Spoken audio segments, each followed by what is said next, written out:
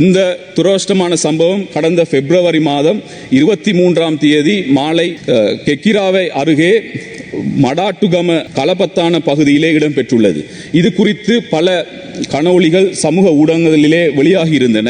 குறிப்பாக இந்த சம்பவத்திலே பாதிக்கப்பட்ட அல் ஹாஃபில் அல் ஆலிம் அப்துல் லத்தீப் கியாஸ்தீன் ரஹ்மானி மொரவெவ பொத்தான அங்கு நெச்சி மஸ்ஜிதுல் ஹுதா பள்ளிவாசலிலே இமாமாக கடமையாற்றுகின்ற ஒருவர் சம்பவத்துடன் தொடர்புடைய போலீஸ் உத்தியோகத்தர் கைது செய்யப்பட்டு பின்னர் பிணையிலே விடுவிக்கப்பட்டிருக்கின்றார். குறிப்பாக ஒரு மதகுரு மீது கண்மூடித்தனமான இந்த போலீஸ் உத்தியோகத்தரினுடைய தாக்குதல் நடாத்தியது உண்மையிலேயே ஒரு உலமாக்களை அவகௌரவப்படுத்துகின்ற ஒரு சம்பவமாக நாங்கள் அதை பார்க்கின்றோம். இது ஒட்டுமொத்த முஸ்லிம்களுடைய மனவேதனையையும் சம்பாதித்திருக்கின்ற ஒரு செயலாக நாங்கள் பார்க்கின்றோம். ஆகையால் இது சம்பந்தமாக நினைக்கின்ற அகில இலங்கை ஜமீயத்துல் உலமா கூட இதற்கான கண்டனத்தை வெளியிட்டிருக்கின்றார்கள். அதே போன்று பிரதி போலீஸ் மா அதிபருக்கு கடிதம் மூலமாகவும் அவர்கள் அறிவித்திருக்கின்றார்கள். எனவே இந்த விடயம் சம்பந்தமாக பொது பாதுகாப்பு அமைச்சு கவனம் செலுத்த வேண்டும் என்பதை இந்த இடத்திலே நான் கேட்டுக்கொள்கின்றேன். ஏனென்றால் இன்று இந்த அரசாங்கத்தினால் முன்னெடுக்கப்படுகின்ற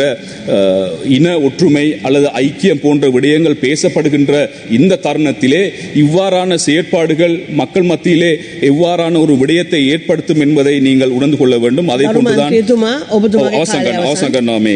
அதே போன்றுதான் இன்று விடுவெள்ளியிலே வெளியாயிருக்கின்ற பத்திரிகையில் கூட அது ஒரு பிரதான செய்தியாக வந்திருக்கின்றது. குறிப்பாக ஒரு முழுமையான அந்த மௌலவி ஒருவரை நடுவீதியிலே போலீசார் தாக்கிய சம்பவம் நடந்தது என்ன என்ற அடிப்படையிலே ஒரு ஒரு முழுமையான ஒரு கட்டுரையை சுகையில் அவர்கள் வெளியிட்டிருக்கின்றார்கள். ஆகையால் அந்த விடயத்தையும் நான் ஹேண்ட்சாட் செய்வதோடு இவ்வாறான தாக்குதல் அல்லது இவ்வாறான இன முறுகலை ஏற்படுத்துகின்ற செயற்பாடுகளுக்கு முற்றுப்புள்ளி வைப்பதற்கான நடவடிக்கைகளை இந்த அரசாங்கம் முன்னெடுக்க வேண்டும் என்பதை கூறி எனது உரையை முடித்துக் கொள்கின்றேன்.